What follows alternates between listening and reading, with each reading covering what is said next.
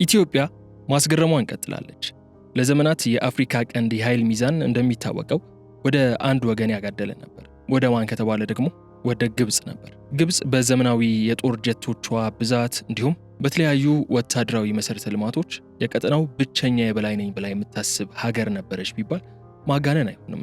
ለምን ከተባለ ላለፉት ረጅም ጊዜያት ግብጽ በዛ መንገድ ስትጓዝና ስታስብ ስለነበረች። በሌላ በኩል የኢትዮጵያን ያለፉት ዘመናት ሁኔታ ከተመለከትን ደግሞ በተለይ ደግሞ ያለፉት 30ና ከዛ በላይ ዓመታት በሶቪየት ዘመን አሮጌ ቴክኖሎጂዎች ራሴን እከላከላለሁ በሚል መንፈስ የቆየች ነች።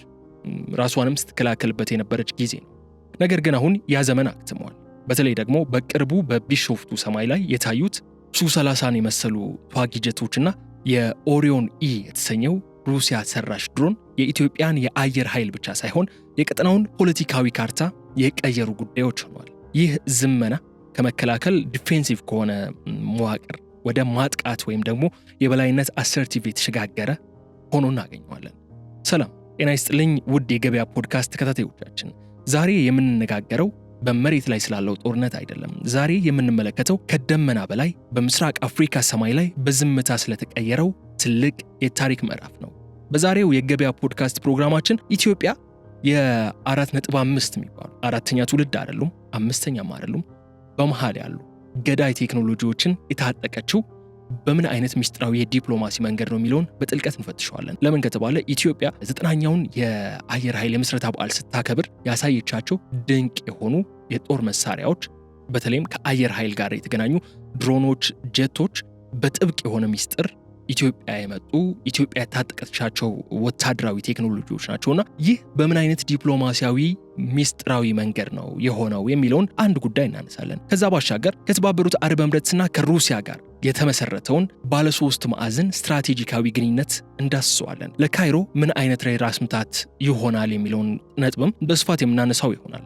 እናም በሰፊው ዛሬ ፖድካስታችን ላይ የምናወራው ጉዳይ ደግሞ የአረቡ ዓለም ሚዲያዎች በስፋት የተቀባበሉት ያለው አንድ ጉዳይ አለ። ሚራዥ 2000/9 የሚል ስያሜ ያለው አንድ እጅግ ዘመናዊ የሆነ ጀት አለ። ይህ ጀት በስፋት በርካቶች በተለይ ደግሞ የአረብ ዓለም ሚዲያዎች እየተቀባበሉት ነው የሚገኙት። ስለዚህ ሚራዥ 2000/9 ስለተሰኘው እጅግ ድንቅ የሆነው ቀጣዩ የኢትዮጵያ የሰማይ ነብር ይሆናል ተብሎ የሚጠበቀው ፈረንሳይ ሰራሹ ጀትም እናወራለን። በእርግጥም ይህ ጀት ኢትዮጵያ እጅ ሊገባ ነው ወይ ብለንም እንጠይቃለን። ይህ ከሆነም የታላቁ የህዳሴ ግድብ የአየር ጋሻ የማይደፈር ይሆናል ማለት ነው የሚለውን ነጥብ እናነሳለን። ወይም ደግሞ ቀጠናውን ወደ አደገኛ የጦር መሳሪያ እሽቅድድም ውስጥ ይከተዋል ተብሎ የሚነሳልና እነዚህ ነጥቦችን እናነሳለን። በዛሬው ቆይታችን የተከበራችሁ አድማጮቻችን ኢትዮጵያ ለምን ወታደራዊ አቅሟን በዝምታ መገንባት እንደመረጠች፣ የ2030 የአምስተኛው ትውልድ ጄቶች ራዕይስ ምን እንደሚመስል፣ እንዲሁም የግብፅን ወታደራዊ አማራጭ ካርድ ዋጋ ቢስ ያደረገውን አዲሱ ጂኦፖለቲካዊ ጨዋታ በዝርዝር ነው የምንፈትሸው። ለቀጣዮች ደቂቃዎችም በእነዚህ ጉዳዮች ላይ ነው አብረን ቆይታ የምናደርገው። ከመጀመሪያው እስከ መጨረሻው አብራችሁ እንድትቆዩ ደግሞ እጋብዛችኋለሁ። ይህንን ጋብዘው እኔ ሚሊዮን ሙሴ ነኝ። ለቻናላችን አዲስ ከሆናችሁ የዩቲዩብ ገጻችንን ሰብስክራይብ ማድረጋችሁ እንዳትዘነጉ፣ ላይክ ሼርም አድርጉ። አሁን ግን ወደ ዝርዝር ትንታኔው እናመራለን። በድጋሚ አብራችሁን ቆዩ።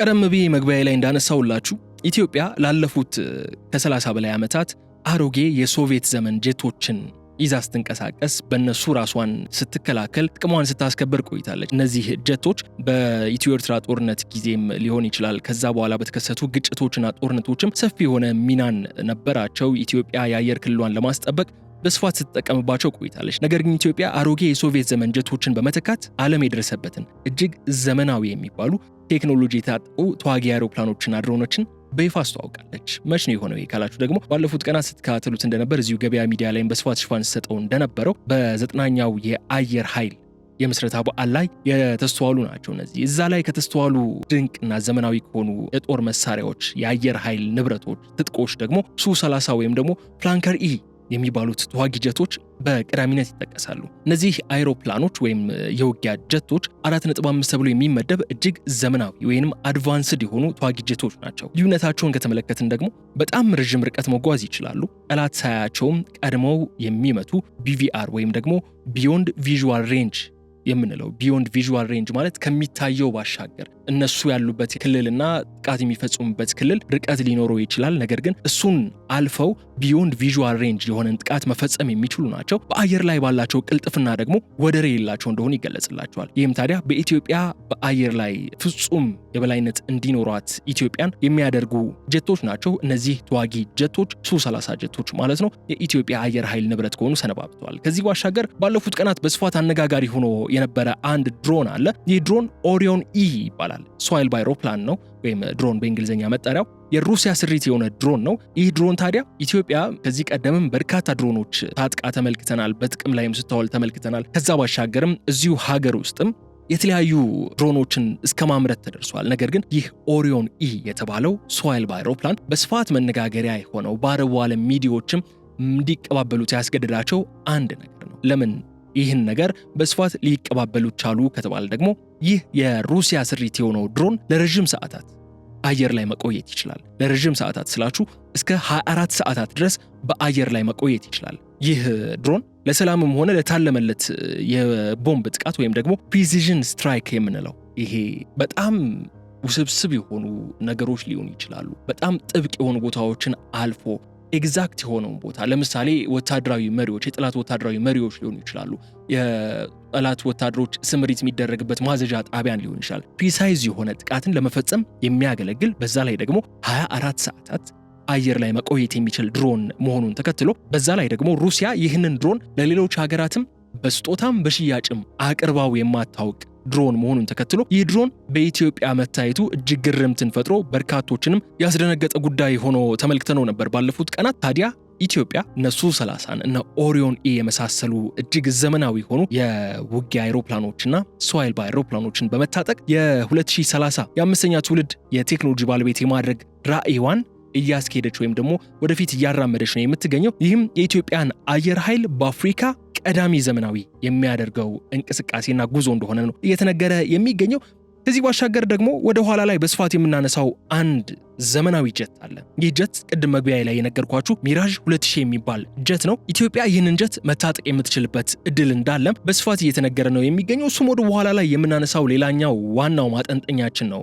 የተከበራችሁ አድማጮች፣ ታዲያ እነዚህ ከላይ ስናነሳቸው የነበርናቸው ጉዳዮች እነ ሱ-30 እና ኦሪዮን ኢ ለምን ወሳኝ ሆኑ የሚለው ጥያቄ መጠየቅ ግድ ይለናል። ይህ ዝመና የመከላከያ ሰራዊቱ ብሎም የአየር ኃይሉ ዝመና ከመከላከል ዲፌንሲቭ ከሆነ አስተላለፍ ወደ የበላይነት ወይም ደግሞ ወደ አሰርቲቭ መሸጋገሯ ሀገራችንን የሚያሳይ ሆኖ እናገኘዋለን። በተለይ ደግሞ ይህ አሰርቲቭነስ ከሌሎች ሀገራት ጋር ለመዋጋት ወይም ደግሞ ኤርትራን ሄዶ ለመደብደብ ግብጽ ላይ ሄዶ ጥቃት ለማድረስ ምናምን ላይሆን ይችላል። ይህ አሰርቲቭነስ በተለይም የታላቁ የህዳሴ ግድብ ከአየር ጥቃት ለመከላከል የሚያስችል አስተማማኝ የአየር ጋሻ በሀገር ውስጥ የተገነባ መሆኑን ለጎረቤቶችና ለዓለም ሀገራት ይፋ የተደረገበት የተበሰሩበት ወዳጅ የተኮራራበት ጠላት ደግሞ የደነገጠበት ሆኖ ነው የምናገኘው። እዚህ ላይ የጎረቤት ሀገራት ስጋትና የኃይል ሚዛን ለውጡንም መመልከት ግድ ይለናል።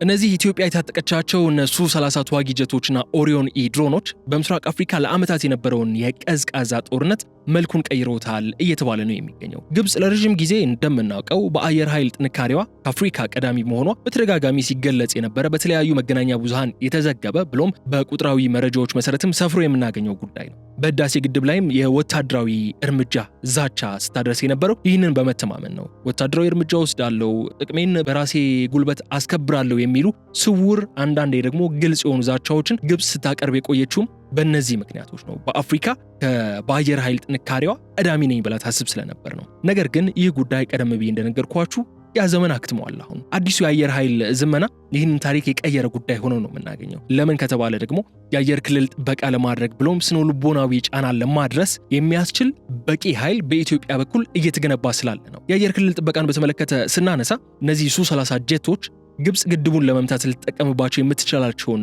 ሌሎች ጀቶችን ገና የኢትዮጵያ አየር ክልል ሳይነኩ በሩቁ ያሉ ማጥቃት ወይም ደግሞ መመከት የሚያስችሉ ናቸው እነዚህ ዘመናዊ የጦር ጀቶች። ቀደም ብዬ እንደገለጽኩላችሁ ቢዮንድ ቪዥዋል ሬንጅ ነው የማጥቃት አቅማቸው። ስለዚህ የኢትዮጵያን አየር ክልል ላይ ሳይደርሱ በራዳሮቻቸው አማካኝነት እነዚህን የግብጽ አጥቂ ጀቶችን በመለየት የመልስ ምት መስጠት የሚችሉ ጀቶች በመሆናቸው ኢትዮጵያ የአየር ክልል ጥበቃዋን አስተማማኝ እንዲሆን ያደርጋል። ከዛ ባሻገር ግብጽ ላይ ስነልቦናዊ ጫና ለማሳደርም እነዚህ ትጥቆች ወሳኝ የሆነ ሚና አላቸው። ግብጽ አሁን ግድቡን ለመምታት ማሰብ ብቻ ሳይሆን ካጠቃሁ የመመለስ እድሌ ምን ያህል ነው ብላ እንድትጠይቅም ቆም ብላ እንድታስብም እንድትጨነቅም የሚያደርጉ ናቸው። ይህም ታዲያ ኢትዮጵያ የዲፕሎማሲ ንግግሮችን በበላይነት እንድትመራ አቅም ይሰጣል። ከዚህ በፊት በነበሩ አጋጣሚዎች ተመልክተናል። ሱዳንና ግብጽ አንድ ላይ አብረው በዚህ የህዳሴ ግድብ ግንባታ ሂደት ላይ የራሳቸውን የሆኑ እጅ ለመጠምዘዝ የሚመስሉ ሙከራዎችን ሲያደርጉ ነበር። ለምን ከተባለ ግብጽ እንደምናውቀው የአየር ኃይል የበላይነት አለኝ ብላ ታስብ ነበር ከዚህ ቀደም።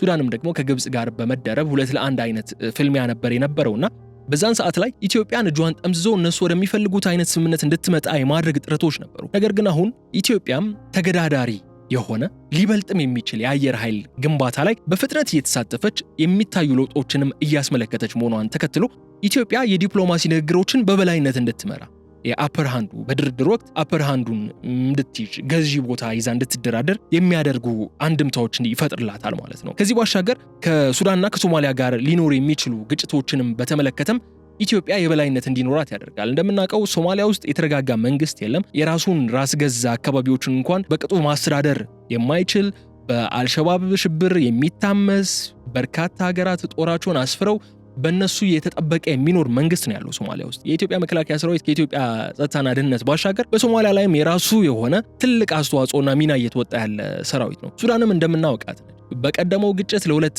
ተከፍላ አለቀች። አሁን ደግሞ በሌሎች ሁለት ወታደራዊ ሹማምንት ፍትጊያ ውስጥ ነው የምትገኘው። አስከፊ የሆነ ከ1000 በላይ ቀናትን ያስቆጠረ ጦርነት እየተካሄደ ነው የሚገኘው በሱዳን ውስጥ። የቀደመው ጦርነት እንዳነሳ ነው የቀደመው የእርስ በርስ ግጭት ሱዳንን ሁለት ሀገር አድርጎ ተቋጭቷል። አሁን እየተካሄደ ያለው ጦርነትም እንደዛ አይነት ስጋቶች አሉ። በሄሜቲና በአልቡርሃን መካከል በእነሱ ሰራዊት መካከል እየተደረገ ያለው ጦርነት ምናልባትም መጨረሻ እንደዛ አይነት ነገር ሊያመጣ ይችላል፣ የባሰ ግርግር የባሰ ግጭት ሊያመጣ ይችላል የሚሉ ስጋቶች የሚነግስበት ወይም ደግሞ የሚሰሙበት ግጭት ነው። በእነዚህ ሁለት ሀገራት ዙሪያ ያሉ ሀገራት ደግሞ ራሳቸውን የመጠበቅ ግዴታ አላቸው። ግጭቶች ይስፋፋሉ። ታጣቂዎች ድንበር አቋርጠው ወደ ኢትዮጵያ መሬት ሊገቡ የሚችሉበት፣ ኢትዮጵያ ላይ የሽብር ጥቃት ጦርነት እንኳን ሊከፍቱ የሚችሉበት አቅም ባይኖራቸው በድንበር አካባቢዎች ላይ የሽብር ጥቃቶችን የመፈጸም አይነት ዝንባሌዎች ሊኖሩ ስለሚችሉ ይህ የኢትዮጵያ የአየር ኃይል የበላይነት ከሱዳንና ሶማሊያ ጋር ባሉ የድንበር አካባቢዎች ላይም ጸጥታን በማስፈን ረገድ የራሱ የሆነ ሚናን ይወጣል። በድንበር አካባቢ ለሚከሰቱ ግጭቶች ኢትዮጵያ አሁን እግረኛ ሰራዊት መላኩ ላያስፈልጋት ይችላል። በቴክኖሎጂ ቁጥጥር ማድረግ የምትችልበት እድል ያገኘች ነው የሚገኘው ማለት ነው።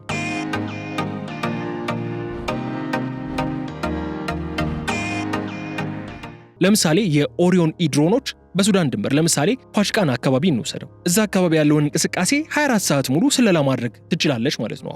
ለምን? ኦሪዮን ድሮኖችን ታጥቃለች። እነዚህ ሩሲያ ሰራሽ ዘመናዊ ድሮኖች በኢትዮጵያ እጅ ነው የሚገኙ። በሱዳን ድንበር አካባቢ ያሉ እንቅስቃሴዎችን እዚሁ አዲስ አበባ ተቀምጦ ከሲቹዌሽን ሩም እነዛን መቃኘት የሚቻልበት እድል ይፈጥራል ማለት ነው። ጥቃት ቢሰነዘር እንኳን እግረኛ ጦር ሞቢላይዝ ተደርጎ ወደዛ አካባቢ ማሰማራት፣ ጀቶችን ማብረር ላያስፈልግ ይችላል። ድሮኖቹ ከርቀት ምላሽ መስጠት ስለሚችሉ ተቃራኒ ኃይሎችም በድብቅ የመንቀሳቀስ እድላቸውን ያጠብባቸዋል። ጥቃት መሰንዘር ብቻ ሳይሆን በድብቅ ተንቀሳቅሰው ሴራ እንዳያሴሩ እድላቸውን የሚያጠብ ጉዳይ ይሆናል ማለት ነው። ሶማሊያም ተመሳሳይ ነው። ከቅርብ ጊዜ ወዲህ በባህር በር ጉዳይ ከሶማሊያ ጋርም ውጥረት እንዳለ ይታወቃል። የሶማሊያው ፕሬዚዳንት ሐሰን ሼክ መሐመድ ይሄ ወጥ አቋም አላቸው የሚባሉ መሪ አይደሉም። ከኢትዮጵያ ጋር አንዴ ለስለስ ይላሉ፣ አንዴ ደግሞ የሆነ ግጭት መሳይ ቀስቃሽ የመሰሉ ንግግሮችን ያደርጋሉ። እዛ ጋር ዞር ብለው ደግሞ ከግብጽ ጋር ወታደራዊ ስምምነቶችን ያደርጋሉ። ከኤርትራ ጋር ድብቅ ግንኙነቶችን ይመሰርታሉ። ሶማሊያ ውስጥም ስቴብል የምትለው ለኢትዮጵያ ጥቅም አሳልፎ የማይሰጥ አይነት መንግስት ስለሌለ ከሶማሊያም ስጋቶች ይኖራሉ። እነዚህን ስጋቶችንም ለመከታተል ለመቆጣጠርና ጥቃት ከተሰነዘረም አጸፋዊ እርምጃ ለመውሰድ እነዚህ ድሮኖች የራሳቸው የሆነ ሚና ይወጣሉ ማለት ነው።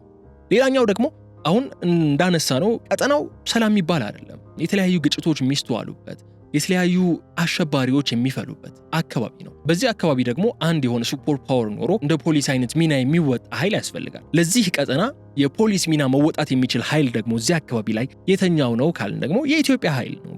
የኢትዮጵያ መከላከያ ሰራዊት ነው እዚህ አካባቢ ላይ ሰላም ማስፈን የሚችለው። ጎረቤት ሀገራት የሚሰጉትም በዚህ ምክንያት ነው። ኢትዮጵያ በቀጠናው በተለይም በምስራቅ አፍሪካ ውስጥ ውሳኔ ሰጪ ኃይል መሆኗን አምኖ መቀበል ምንም እንኳን አሁን እየተሰሩ ያሉት ስራዎች አሁን በኢትዮጵያ በኩል እየተደረጉ ያሉ እንቅስቃሴዎች ኢትዮጵያ በዚህ አካባቢ ላይ ታዛቢ ሳትሆን በቀይ ባህር ጉዳይ ላይ ገለልተኛ ሶስተኛ ወገን ሳትሆን ውሳኔ ሰጪ ኃይል መሆኗን ማመን አይፈልጉም። ይህንን ማመን የማይፈልጉበት የተለያዩ ምክንያቶች አሏቸው። ገሚሶቹ ተገፍተው ነው በሶስተኛ ወገን እንደነ ግብጽ በመሳሰሉ ኃይላት ተገፍተው ነው። ገሚሶቹ ደግሞ የራሳቸው ስጋት ስላላቸው ነው። የበላይነታችን ይወሰድብናል አይነት ስጋቶች ስላሏቸው ነው።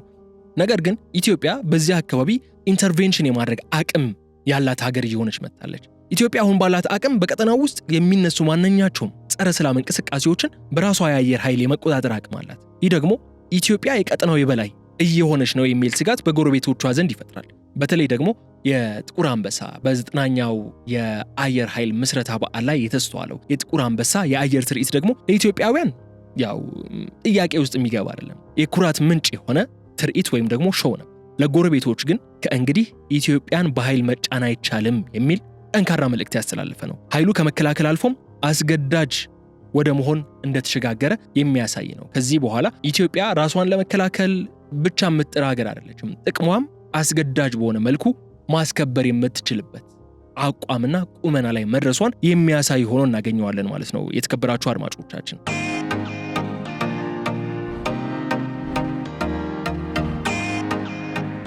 በዚህ ከጊዜ ወደ ጊዜ እያየለና የበላይ የሆነ የመጣው የኢትዮጵያ የኃይል ሚዛኑን ወደ እሷ በኩል እንዲያመዝን ያደረገ ባለበት ሂደት ላይ ታዲያ አንደኛ ተሳታፊ የሆኑ ሀገራትን መጥቀስ እንችላለን። የተባበሩት አረብ ኤምሬትስ በተደጋጋሚ እንደተነሳው የኢትዮጵያ የቁርጥ ቀን አጋር መሆኗን በተደጋጋሚ እያስመሰከረች ያለች ሀገር ነች። ከዛ ባሻገር ግን በዚህ በጥቁር አንበሳ የአየር ትርኢት ላይ ሩሲያም ከኢትዮጵያ ጋር ቁርኝት እንዳላትና ኢትዮጵያን በተለያዩ ወታደራዊና ስትራቴጂካዊ በሆኑ መንገዶች ለኢትዮጵያ ያላትን ውግንና እንደምታሳይ ያንጸባረቁ ጉዳዮች አሉ።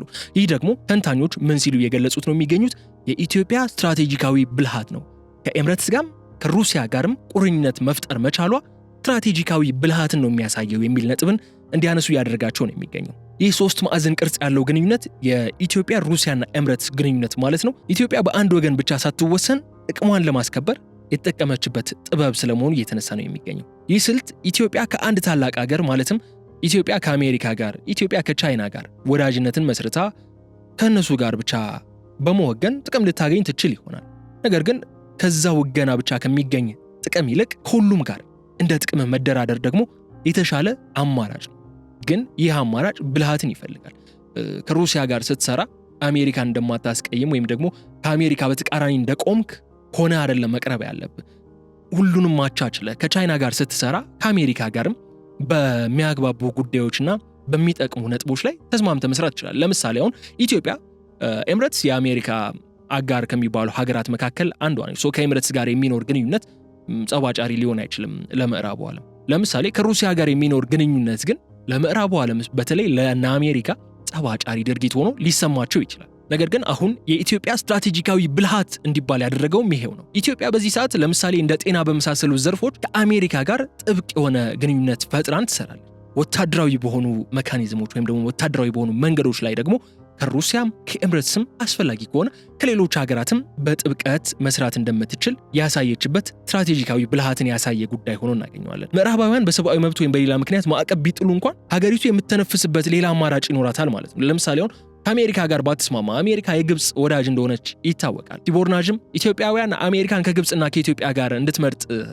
አጠይቋት ግብጽ በተሻለ መልኩ ስትራቴጂካዊ ጠቀሜታዋ ለአሜሪካ ያላት ስትራቴጂካዊ ጠቀሜታ ስለሚበልጥ አሜሪካ ወደ ግብጽ ልታመዘን ትችላለች የሚል ሐሳብ አንስተዋል ሰሞኑን ከሪፖርተር ጋዜጣ ጋር በነበራቸው ቆይታ። ስለዚህ አሁን ትራምፕ የግብጽና የኢትዮጵያን ጉዳይ የህዳሴ ግድብን ጉዳይ በድጋሚ ላሸማግል ላደራድር ብሎ መምጣታቸው አይታወቅም። ከግብጽ ጎን ሳይድ ሊያደርጉ ይችላሉ ትራምፕ።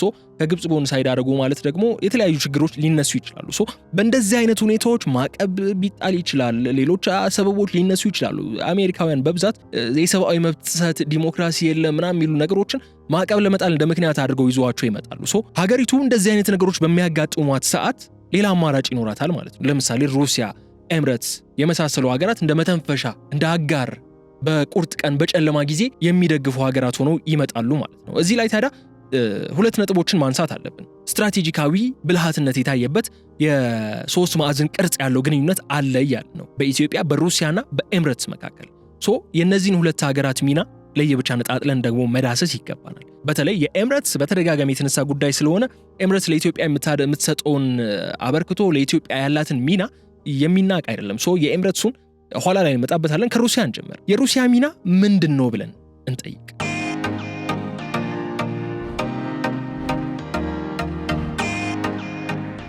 ሩሲያ በዚህ ጥምረት ላይ የብረትና የቴክኖሎጂ ምንጭ አድርገን በግልጽ መመልከት እንችላለን። ሩሲያ ለኢትዮጵያ የምትሰጠው ምዕራባውያን ሊሰጡት የማይፈልጉትን ዘመናዊ የጦር መሳሪያ ነው። አሜሪካ አንድ የጦር መሳሪያ ስትሸጥልህ አንተ ከአሜሪካ ጥቅም አንጻር ያለህ አቋም ምንድን ነው? ለአሜሪካ ፖሊሲዎች ተገዥነት ምን ያክል ነው የሚሉ ጉዳዮችን በስፋት ትመረምራለች፣ ጥልቅ ትንታኔን ትሰጣለች።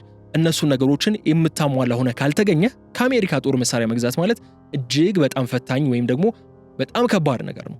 በእንደዚህ አይነት ሁኔታዎች ሩሲያ ጠቃሚ ሆና ትመጣለች ማለት ነው። ሩሲያ ለኢትዮጵያ የምትሰጠው ቀደም ብዬ እንደነገርኳችሁ ምዕራባውያን ለኢትዮጵያና መሰል ሌሎች ሀገሮች ሊሰጡት የማይፈልጉትን ዘመናዊ የጦር መሳሪያ ነው የምትሸጠው። ለምሳሌ ካልን ደግሞ አዲሶቹ ሱ-30 ተዋጊ ጀቶችና ኦሪዮን ኢ የመሳሰሉ ድሮኖች የሩሲያ ውጤቶች ናቸው። ሩሲያ እነዚህን መሳሪያዎች ስትሸጥ እንደ ምዕራባውያን ዲሞክራሲን አስፍኑ ብሎም ሌሎች ቅድመ ሁኔታዎችን አታስቀምጥም ማለት ነው። በ2024 እና 25 በተፈረሙ ስምምነቶች መሰረት ደግሞ ሩሲያ መሳሪያዎቹን መሸጥ ብቻ ሳይሆን የኢትዮጵያ ባለሙያዎች እዚሁ ሀገር ውስጥ ጥገና እንዲያደርጉ ስልጠናና የቴክኖሎጂ ድጋፍንም የምትሰጥበት እድልና አጋጣሚ አለ ማለት ነው። ታዲያ ይህ እንዴት መጣ?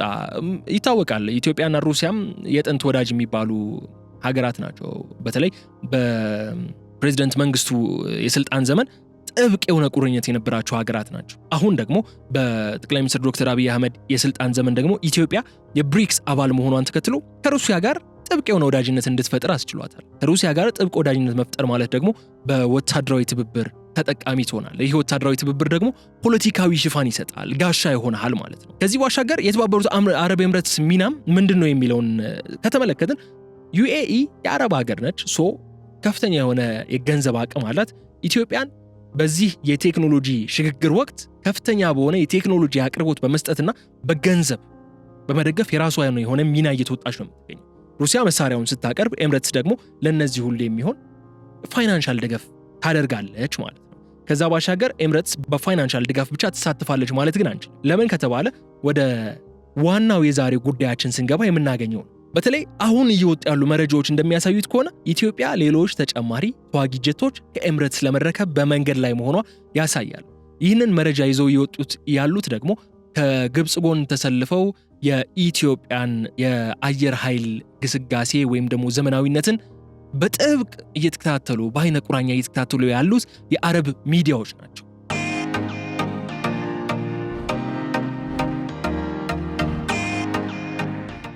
ከነዚህ አረብ ተኮር የሆኑ መገናኛ ብዙሃን ወይም ደግሞ ሚዲያዎች ደግሞ አንዱ አረብ ሚሊታሪ አንድ አስገራሚ መረጃን ይዞ ወጥቷል። የቀደም ሲል ያነሳነው ኦሪዮን ኢ ዘመናዊ ሩሲያ ሰራሽ ጀት ኢትዮጵያ ላይ ከታየ በኋላ በስፋት መነጋገሪያ ሆኖ እንዴት ኢትዮጵያ ላይ ሊታይ ቻለ የሚሉ ጥያቄዎችን ሲያስነሳ ነበር። አሁን ደግሞ ሌላ እጅግ አስገራሚ የሆነ መረጃን አረብ ሚሊታሪ ይዞ ወጥቷል።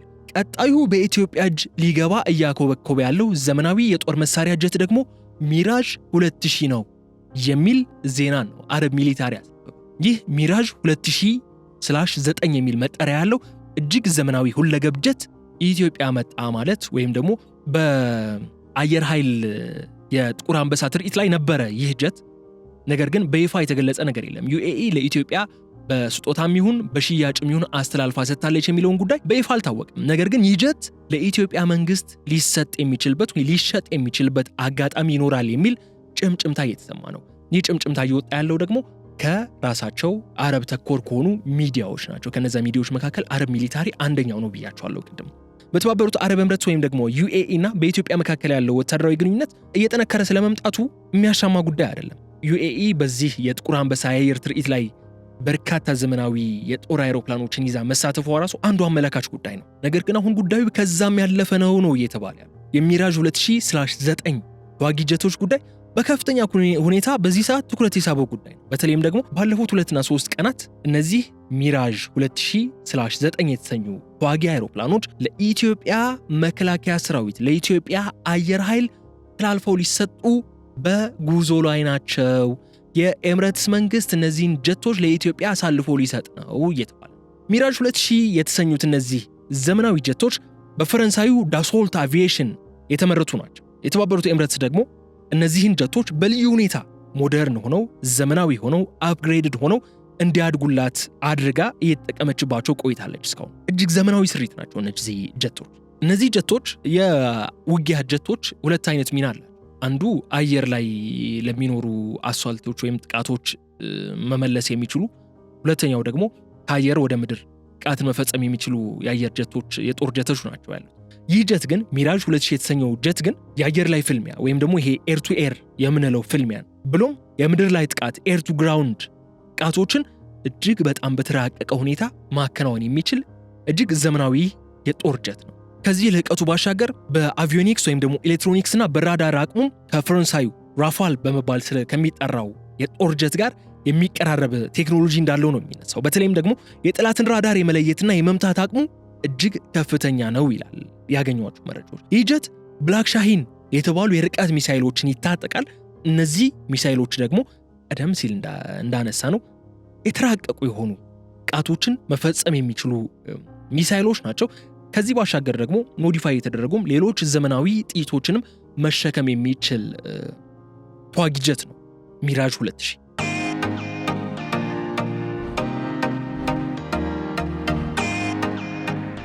ታዲያ ቀደም ብዬ እንዳነሳውላችሁ በቅርቡ ቢሾፍቱ ላይ በተካሄደው ጥቁር አንበሳ የአየር ትርኢት ላይ የኤምሬትስ አየር ኃይል በሚራጅ 2000 ጄቶችም አስደናቂ የሆነውን ትርኢት አሳይ።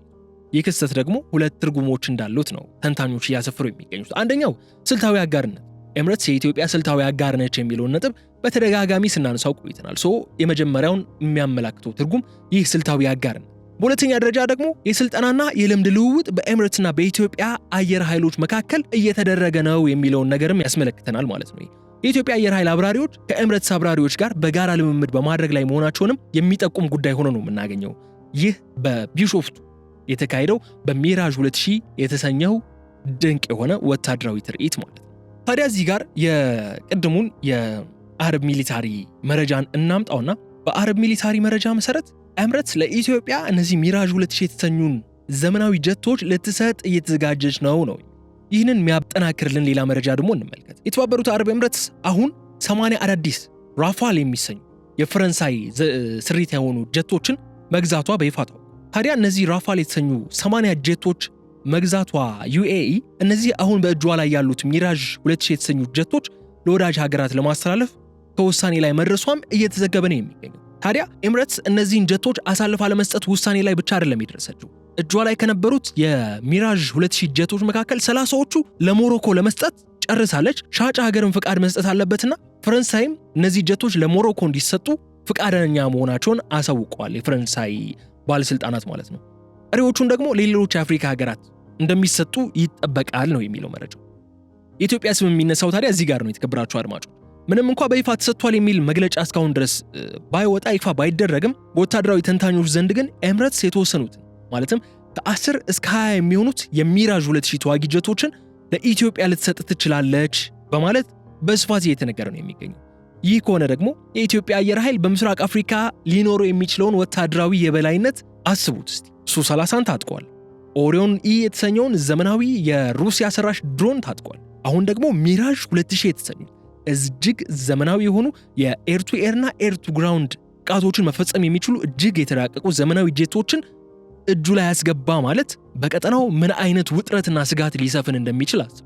አንዳንዴ ራስህን በሚሊታሪ አቅም ብቁና ከፍ ብለህ መገኘት ጠላትን አንተን የማጥቃት ሐሳቡ እንዲሰርዝም ያደርጋልና ከውጥረቱ ባሻገር ይቅርብን የሚሉ ድምጾችም እንዲሰሙ በንግግር እንጨርስ ጉዳዮችን የሚሉ ሐሳቦችም እንዲነሱ የማድረግ አቅም ያለው ስምምነት ነው። የስምምነት ተፈጻሚ ሆኖ ይፋ ወጥቶ ሜቢ ይፋም ላይ ወጣ ይችላል። እነዚህ አይነት ወታደራዊ ቁጥሮች ወይም መረጃዎች ጥብቅ ሚስጥር መሆናቸውን ተከትሎ ይፋ ላይ ይደረግም ይችላል። ለምሳሌ የኦሪዮን ኢ ኢትዮጵያ መታጠቅ እኮ ከኢትዮጵያ መንግስት ወይም ከኢትዮጵያ አየር ኃይል በኩል የተሰጠ ይፋዊ የሆነ መግለጫ አይደለም። ነገር ግን ይህ ጀት ወደ ኢትዮጵያ እንዲመጣ ደግሞ አንድ ነገር ግድ ይላል። እሱ ደግሞ ምንድነው ካላችሁ ፈረንሳይ ፍቃድ መስጠት አለባት። ሚራጅ የፈረንሳይ ምርት በመሆኑ ምክንያት ኤምሬትስ ለኢትዮጵያ ይህንን ጀት አሳልፋ ለመስጠት ከፈረንሳይ መንግስት የፖለቲካና የህግ ፍቃድ ማግኘት ግድ ይላል። ቀደም ብዬ እንደነገርኳችሁ ለሞሮኮ እነዚህን ጀቶችን አሳልፋ ስትሰጥ 30 ያህሉ ከነዚህ ሚራጅ 2000 ጀቶች የዩኤኢ ጀቶች 30 ያህሉ ለሞሮኮ ስትሰጥ የፈረንሳይ መንግስት ይሁንታን አግኝታ ነው የሰጠችው። ሶ ለኢትዮጵያም ተመሳሳይ ነገር ስታደርግ ይህንን ይሁንታ ማግኘት አለባት ማለት ነው።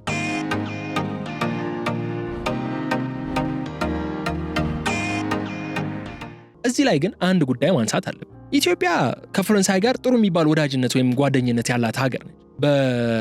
ጠቅላይ ሚኒስትር ዶክተር አብይ አህመድ የስልጣን ዘመን ወይ የመንግስትነት ዘመንም ኢትዮጵያን ከጎበኙ ሄድ ኦፍ ስቴት የምንላቸው ፕሬዚዳንቶች ጠቅላይ ሚኒስትሮች መካከል የፈረንሳዊ ፕሬዚዳንት ኢማኑኤል ማክሮን አንደኛው ናቸው። አንድ ፕሬዚዳንት ዝም ብሎ ተነስቶ ሀገርህ ሊጎበኝልህ አይመጣም።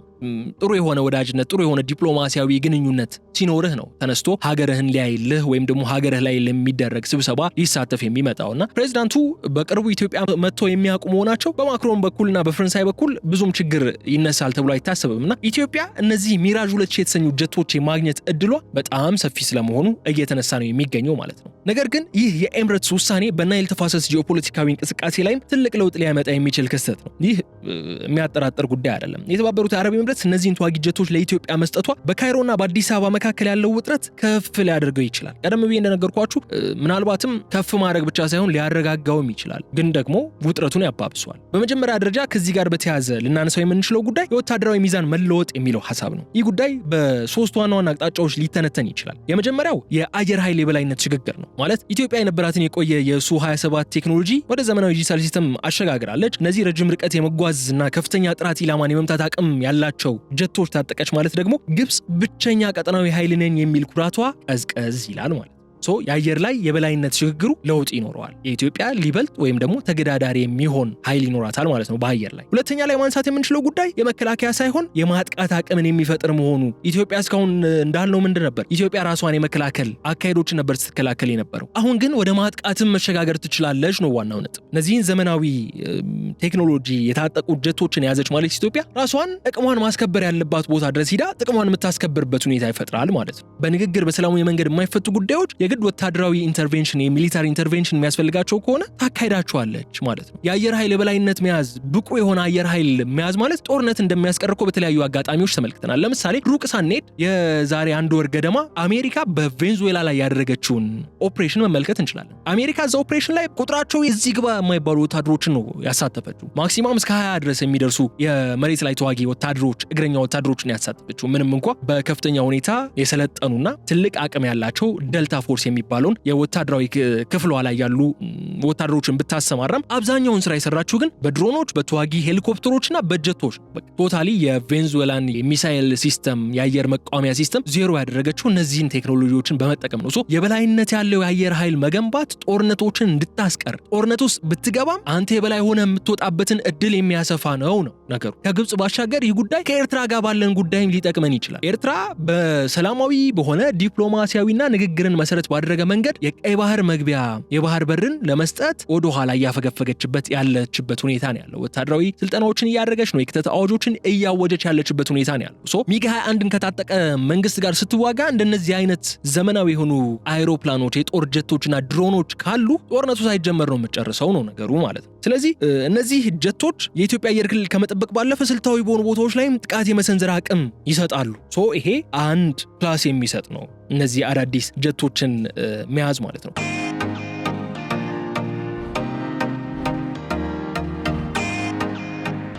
በመጨረሻ ደረጃ እዚህ ላይ መመልከት የምንችለው ጉዳይ ደግሞ የቴክኖሎጂ እኩልነት ወይም ፓሪቲ የሚሰጥ ስለመሆኑ ነው። የተባበሩት አረብ ኤምሬትስ የነበሯትን ሚራጅ 2000/9 ጀቶች እጅግ ዘመናዊ የሚባሉ ራዳሮችና የሚሳኤል ሲስተሞች የተገጠሙላቸው ናቸው። ይህ ደግሞ ኢትዮጵያ ይህንን ቴክኖሎጂ መታጠቋ ግብጽ ወደፊት ወታደራዊ እርምጃ ለማሰብ እንኳን ብትፈልግ ነው ሊደርስብኝ የሚችለው ጉዳት ከፍተኛ ነው ብላ እንድታመነታ ያደርጋል።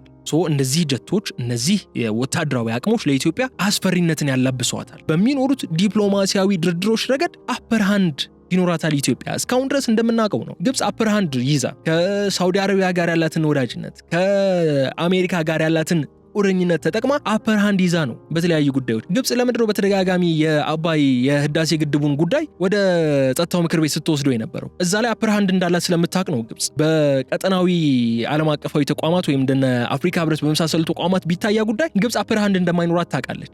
ወደ ጸጥታው ምክር ቤት ሲወሰድ የነበረው ያ ጉዳይ በተደጋጋሚ እዛ ላይ ደጋፊ ያሏት አፐር ሃንድ ነበራት እዛ ጉዳይ ላይና ግብጽ በተደጋጋሚ ወደዛ ስትወስዶ የነበረውም ለዛ ነው። ይህ የኢትዮጵያ የአየር ኃይል ከፍተኛ የሆነ የማዘመን እንቅስቃሴ ኢትዮጵያ ያንን አፐር ሃንድ ወይም ደግሞ የበላይነት ከግብጽ እንድትቀማ ያስችላታል ማለት ነው። እዚህ ላይ ሌላ መመልከት የምንችለው ጉዳይ ደግሞ የስነ ልቦና ጦርነትና የህዝብ ምልከታም መነሳት አለበት። ይህ ጉዳይ በሁለቱም ሀገራት ህዝቦች ዘንድ ትልቅ ትርጉም አለው። በግብጽ በኩል ሊኖረው የሚችለው በግብጽ ህዝብና መንግስት በኩል ሊኖረው የሚችለው ትርጓሜ ምንድነው ካል የኤምሬትስ እርምጃ ግብጽን ብቸኛ የማድረግና ስልታዊ ስጋት ውስጥ የመክተት ሙከራ ተደርጎ ስለሚወሰድ በካይሮ መንግስት ላይ ከፍተኛ የህዝብ ተጽዕኖ ይፈጥራል። ግብጽ ከኤምሬትስ ጋር ጥሩ ወዳጅነት የነበራት ሀገር ስለሆነች ከዚህ ቀደም አሁን ኤምሬትስ ወደ ኢትዮጵያ ማመዘኗ ለብቻ ተትቻለሁ ወይም ደግሞ ኤምሬትስ ትታኛለች የሚል ስልታዊ ስጋት ይፈጥራል። ህዝብ ደግሞ እየተከፋ እየተጠላ እየተነጠለ ያለን መንግስቱ ላይ ተጽዕኖ እንዲያሳድር ያደርጋል። በኢትዮጵያ በኩል ያለውን አንድምታ ስንመለከተው ደግሞ በተለይም የኢትዮጵያ ታላቁን የህዳሴ ግድብን ደህንነት ለማረጋገጥ የሚደረግ ትልቅ እርምጃ ተደርጎ ይወሰዳል። በኢትዮጵያውያን በኩል ለብሔራዊ ኩራትና ለዲፕሎማሲያዊ መተማመንም ስንቅ ሆኖ ያገለግላል ማለት ነው። ይህ የኢትዮጵያ ከፍተኛ የሆነ ዘመናዊ የአየር ኃይል የበላይነት ማለት ነው። በዚህም ግብጽ ግድቡን በሱዳን በኩል ጫናን በማሳደር ለመቆጣጠር ወይንም ተጽዕኖ ለማሳደር የምታደርገው ጥረት ኢትዮጵያ የአየር ኃይሏን በማጠናከሯ ምክንያት ዋጋ ቢስ ያደርገዋል ማለት ነው። በዚህም ጀቶቹ ለኢትዮጵያ የደህንነት ጋሻ ሲሆኑ ለግብጽ ግን በህዳሴው ግድብ ዙሪያ የነበራትን የወታደራዊ ማስፈራሪያ ካርድ ከእጇ የሚነጥቅ ክስተት ይሆናል ብለን መውሰድ እንችላለን ማለት ነው። የተከበራችሁ አድማጮች፣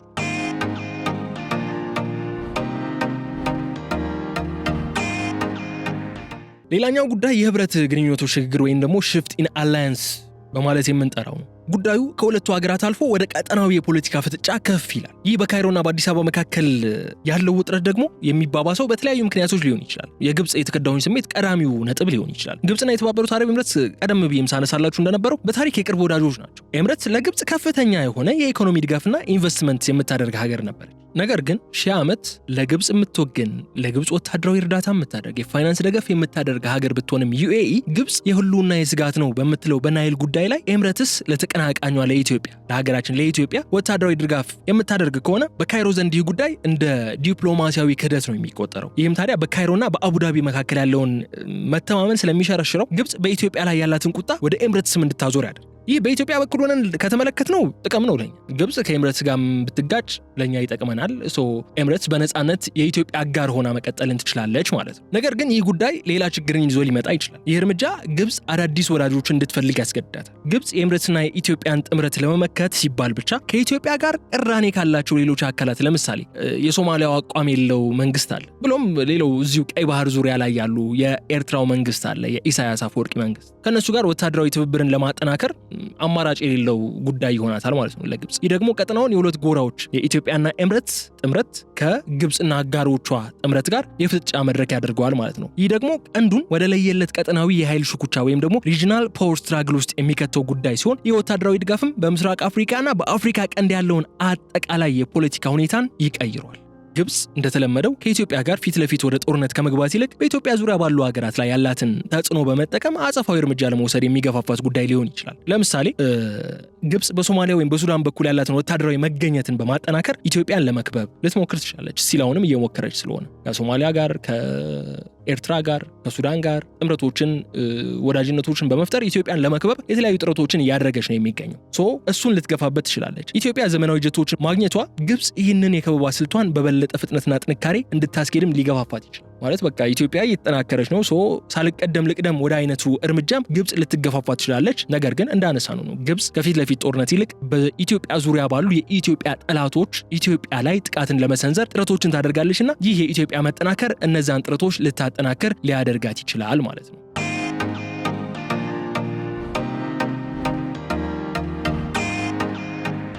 ከዚህ ባሻገር የተባበሩት አረብ ኤምሬትስ ደግሞ በኤርትራ በሶማሊላንድ እና በኢትዮጵያ በኩል ያላት ስልታዊ ፍላጎት ከግብጽ ፍላጎት ጋር ፍጹም ተቃራኒ ነው፣ ይጋጫል። ኢትዮጵያ በአየር ኃይል ስትጠነከር በቀይ ባህር ቀጠና ውስጥ ትልቅ ተጽዕኖ ፈጣሪ እንደምትሆን አጠራጣሪ አይደለም። ይህ ደግሞ በባህር መስመሩ ላይ የበላይነት ለመያዝ የምትፈልገውን ግብጽ የሚያስቆጣ ጉዳይ ነው። ግብጽ ይህንን የኤምሬትስና የኢትዮጵያ ጥምረት የቀይ ባህርን ደህንነት የሚያናጋ አድርጋም ለዓለም አቀፉ ማህበረሰብ ልታቀርበው የምትችለው ጉዳይ ይሆናል። በተደጋጋሚ ስንመለከተው የነበረው ጉዳይ ነው። አይደለም ይህ የኢትዮጵያ በቀጠናው ያላትን የበላይነት ይቅርና የህዳሴ ግድቡ እንኳን የደህንነት ስጋት ቀጠናውን ለመበጥበጥ የሚደረግ ጥረት በማለት በተደጋጋሚ ለጸጥታው ምክር ቤት ስሞታ ስታሰማበት የነበረ ጉዳይ እንደሆነ የምናውቀው ነጥብ ነው ማለት። ታዲያ ይህ እርምጃም በራሱ ሌላ አደገኛ የሆነ ነገር ይዞ ይመጣል።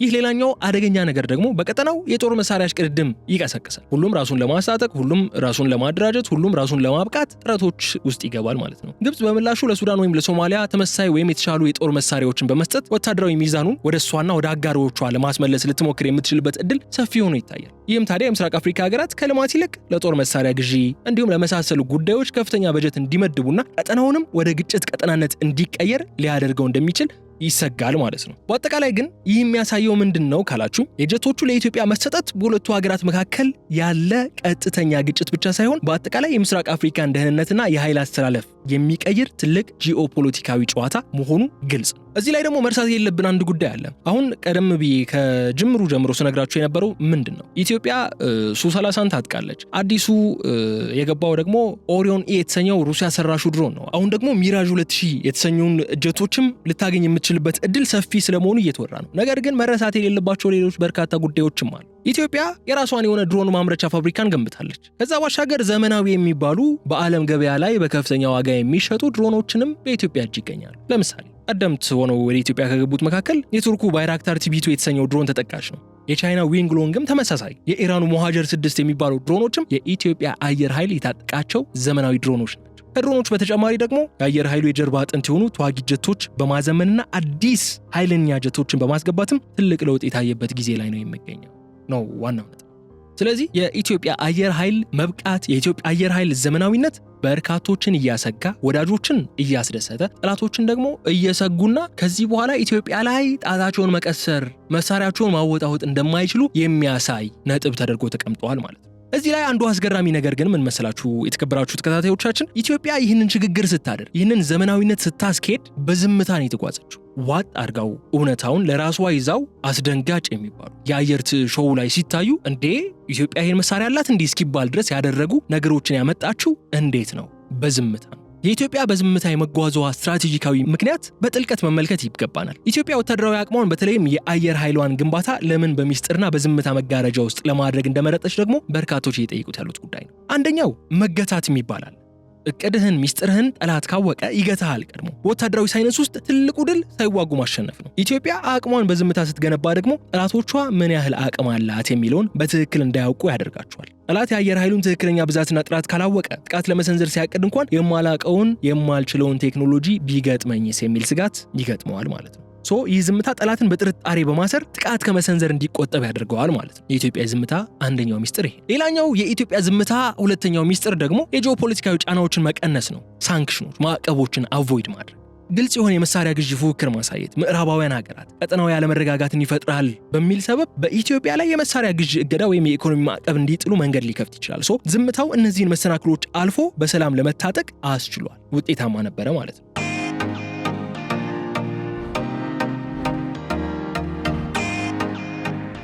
ሌላኛው የቀጠናው የኃይል ሚዛን ወይም ደግሞ ሪጂናል ፓወር ባላንስ ይመለከታል። የአፍሪካ ቀንድ እጅግ ተለዋዋጭና የብዙ ሀገራት ጥቅምና ፍላጎት የሚያርፍበት ቦታ ነው። ግልጽ ነው።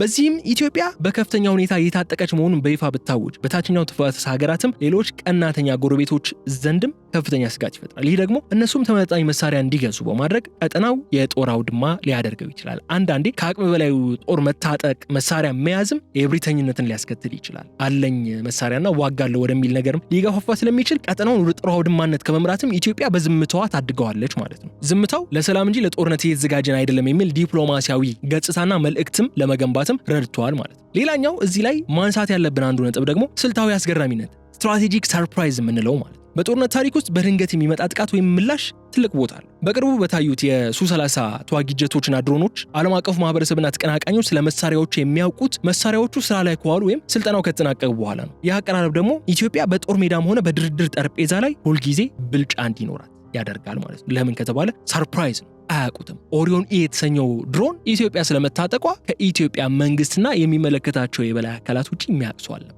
ለዛም ነው በከፍተኛ ሁኔታ የበርካታ ዓለም አቀፍ መገናኛ ብዙሃንን ትኩረት ሊስብ የቻለው ማለት። ባጭሩ ግን ዝምታው ፍርሃት ሳይሆን የብልህነት ውጤት ነው ብለን መደምደም እንችላለን። አቅምህን አትናገር፣ በተግባር አሳይ የሚለው መርህም ኢትዮጵያ አሁን ያለችበትን ጠንካራ የአየር ኃይል ቁመና እንድትገነባ እንደረዳት ግልጽ ነው። የተከበራችሁ የገበያ ፖድካስት ተከታታዮቻችን እስካሁን በነበረን ቆይታ በግልጽ እንደተመለከትነው የኢትዮጵያ ሰማይ ከእንግዲህ እንደ ትላንቱ ዝምተኛ አይደለም። ያ ዝምታ አሁን ወደ አስገዳጅ ኃይል ዲተራንስ ተቀይሮ ከሱ-30 ጀቶች ጩኸት ጀርባ፣ ከድሮኖች የክትትል አይኖች ጀርባ እንዲሁም በኤምሬትስ በኩል በሚመጡት ሚራጅ ተዋጊዎች ጥላ ስር አንድ ትልቅ እውነታን አለ። ኢትዮጵያ በዲፕሎማሲው ጠረጴዛ ላይ ድምጿን ከፍ አድርጋ እንድትናገር የሚያስችላትን የብረት ክንድ ገንብታለች። ይህ ወዳጅም ጠላትም የሚያምነው ሀቅ ነው። ይህ የአየር ኃይል ዝመና ታዲያ የቴክኖሎጂ ችግር ብቻ አይደለም የሚያሳየን። የሀገርን ሉዓላዊነት በዘመናዊ መንገድ የሚያረጋግጥ የታላቁን የህዳሴ ግድብ ደህንነት አስተማማኝ የማድረግና የቀጠናውን የኃይል ሚዛን ዳግም የመተርጎም ታሪካዊ እርምጃ ነው። ኢትዮጵያ በአሁኑ ሰዓት በቀጠናው የበላይነቷን እያረጋገጠች የምትገኝበት፣ የቀደመው የበላይነቷን ለማስመለስ እየተጓዘች ያለችበት ጊዜ ላይ ትገኛለች የሚልን መልእክት ያስተላለፈ ሆኗል ማለት። የተከበራችሁ አድማጮቻችን ለዛሬ የነበረን ቆይታ ታዲያ እዚህ ጋር ያበቃል። ሐሳብና አስተያየታችሁን በገጻችን ላይ እንድታጋሩን እንጋብዛለን። በቀጣይ በሌሎች ጉዳዮች መልሰን እስክንገናኝ ድረስ እዚህ ጋር ነው የምሰናበተው።